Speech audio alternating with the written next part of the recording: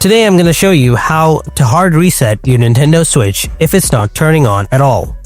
This usually happens after a drained battery, a system crash in sleep mode, or a software glitch. But don't worry, this fix will get it working again. Let's start. So normally your Switch turns on when you hold on to the power button for 3 seconds. But since it's not turning on, press and hold down the power button on top of your Switch and keep holding it for 15 full seconds. Yes, count it out. 1, 2, 3, all the way to 15. Then release the button. Wait a second, now press the power button once normally for 3 seconds.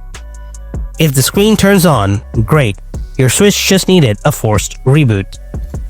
If the screen doesn't turn on, then that's also okay. It may not have been charged properly.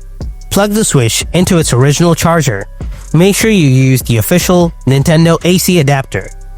Plug directly into a wall outlet, not a power strip or USB hub.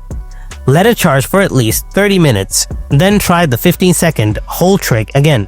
Sometimes a completely drained battery just needs a little time. And with that, your problem will be fixed. Let me know if these steps helped you out or not, or if you need further help in the comments. Be sure to give this video a like if it was helpful and subscribe to the channel for more solutions on your Switch. Thanks a lot for watching. I'll see you in the next video. Until then, stay tuned and take care.